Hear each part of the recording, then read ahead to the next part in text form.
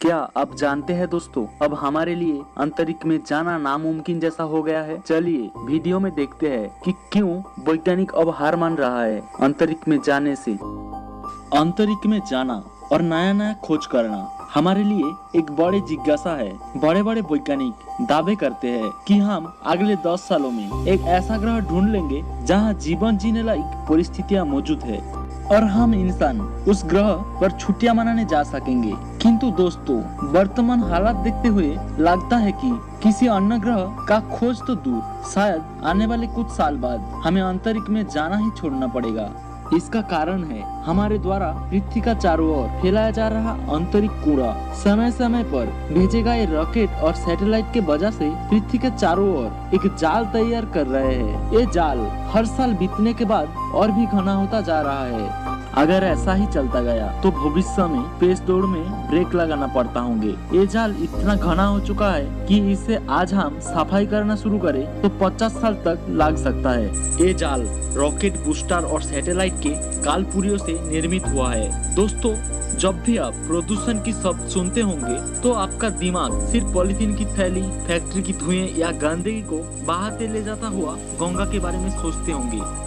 लेकिन प्रदूषण के मामले में हम इंसान पृथ्वी पर ही सीमित नहीं है, बल्कि हम अंतरिक्ष को भी प्रदूषित कर रहे हैं। कमाल की बात तो ये है कि अंतरिक्ष प्रदूषण एक नया शब्द है।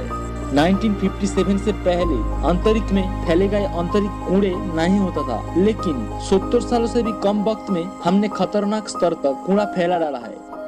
अंतरिक्ष में जाना बेहद जोखिम भरा कार्य होता है, क्योंकि पृथ्वी के ग्रेविटी से निकल पाने के लिए रॉकेट को बेहद तेज गति से उड़ना होता है। पहले 100 किमी तक ऊंचाई में पहुंचने के दौरान हमारी रफ्तार 8 किमी पर सेकंड होता है। इस रफ्तार से हम पृथ्वी के मोटे वायुमंडल से निकलकर पृथ्वी के चारों ओर चक्कर लगाते हुए 28,000 किमी पर घंटा की रफ्तार हासिल कर लेते हैं।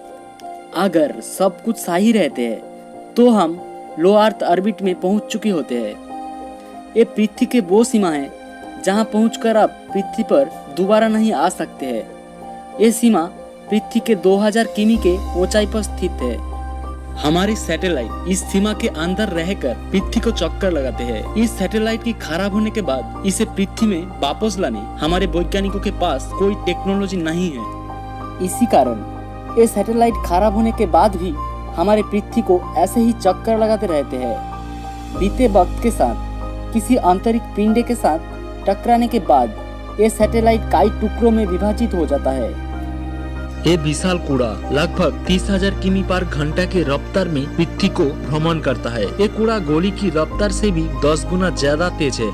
ये रफ्तार इतनी अधिक है कि इस रफ्तार पर एक मटर का दाना भी मोटे लोहे के अंदर आसानी से छेद कर सकता है। यानी ये कूड़ा हमारे किसी भी सैटेलाइट से टकराकर उसे नष्ट कर सकते हैं। आने वाले भविष्य में ये कूड़ा इतना घना हो जाएगा कि इसे टकराए बिना हमारा अंतरिक्ष में जाना नामुमकिन हो जाएगा। इसी वजह से हमारा चंद्रमा पर जाना और मार्स पर जाने का सपना धरा ही रह जाएगा और हम मनुष्य बेहद ही आधुनिक टेक्निक होने की बावजूद भी इसी पृथ्वी पर कैद होके रह जाएंगे।